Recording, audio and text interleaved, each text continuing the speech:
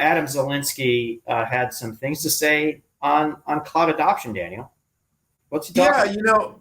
it was interesting, Pat. This article was a few days old, but since it was a quieter week, I pulled it out and I'm like, it's really interesting because this conversation's been happening more and more for me. And I think you in advisory and different sessions, where we're talking and, even that 30% that we kind of hear, 25, 30% of workloads being in the public cloud seems to be more reflective of all workloads, including, things that aren't enterprise workloads, your kind of homemade SaaS type of, I would say homemade SaaS, like games and other things that people do. When you look at the IT, Adam actually said in the CNBC piece, he's like, call it 10%. Yeah. And so it's interesting because everybody's been wondering, like, where are we on this cloud adoption journey? Are we in the first inning? Are we in the fifth inning? We're definitely not in the ninth inning, if you're using baseball as an analogy. But, Adam basically said it's day one, and he used the number of 10%. And I'm like, this is really interesting. And by the way, it goes really well with that topic we just talked about, basically saying the reason we're only at 10% is because the vast majority of companies' critical enterprise workloads are still run on-prem. And you're talking about the big database workloads, the big ERP workloads. And this is why this kind of symbiotic relationship across IT OEMs, your HPEs, Dells, IBMs, Cisco's, your software providers, your Oracles and SAPs, and at Microsoft on their software side, and then your hyperscalers has become more of this interweb or intertwined web of a relationship that isn't going to be like, hey, it was just as easy. We always kind of made the joke, swipe a credit card, spin up a workload, and run your business. But that's really not the case. I mean, you're seeing Salesforce building out a Hyperforce hybrid platform. You're talking about a company that basically was born on the idea that you don't need infrastructure. Now going back and saying, well, maybe in order to do things right, you might need some infrastructure. You're going to need a platform layer. You're going to need to be able to connect a third party.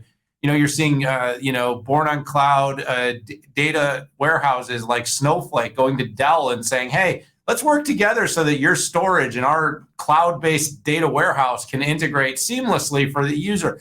Bottom line is this, is he's right. It's early innings. And this is the beautiful thing that everybody I want to take away from this topic is the cloud's going to grow a lot.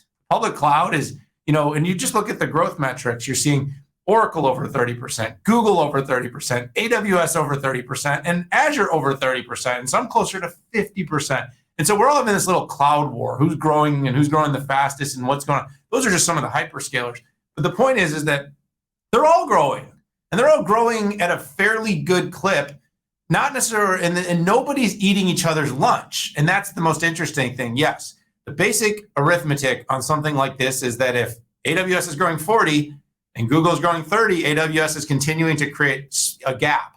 But what I don't think is happening as much as people want to believe is that these companies are trading out and swapping and people are leaving one and moving to the other. It's kind of an aggregate. It's an additive where people are adding workloads on other clouds to hit their multi-cloud strategies. And B, they're growing overall by, strategically moving workloads and adding workloads that companies didn't have before. So like I said, the news piece was small, but the idea that we're at 10% of really the enterprise IT really struck me. And I thought Adam's comments about being very early are really important for the market to understand because the cloud maturity, while the tech has come a long way, enterprises have a very long way to go. The new architectures are not going to be all in cloud or all in prem. They will be hybrid. And companies like AWS have built a really great mousetrap. But you know what? There are many great mousetraps. And that's going to create a bigger market, a more competitive workspace, more innovation. And I think even in our recessionary environment or the pullback environment we're in, lots to believe that cloud will continue to grow. You're muted. You're muted.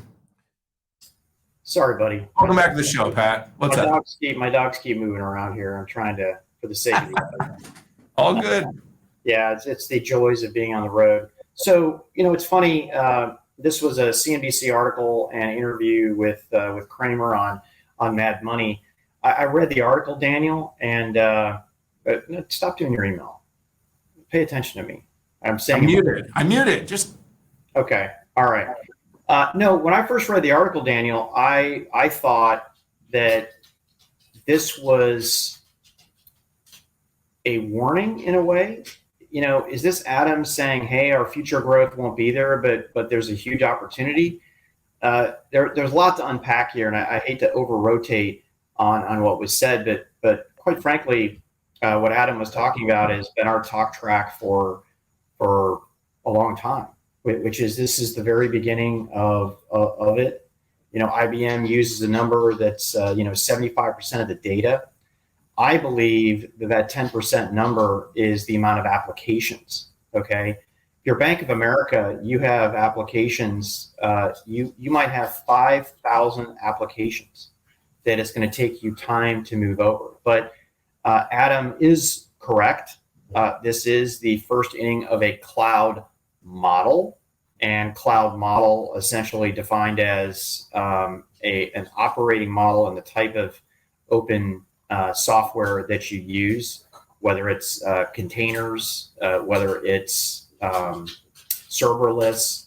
I'm kind of wondering if VMs in the cloud is a cloud model, but I think if you approach it from a DevOps model, I guess you could call that cloud. But listen, it was nice to see Adam get out there and talk about it being the early innings. I was amused by the writer of this article essentially not talking about the profitability that AWS brings into Amazon. All the writer talked about was the revenue that was 17%. No, I know. Isn't that funny? It's like completely disconnected from the reality. What is that? 150% of profit? It's 100 plus. I don't know the exact number. I track it every quarter, but I don't have that in front of me. But I just, anyways, I thought that was amusing.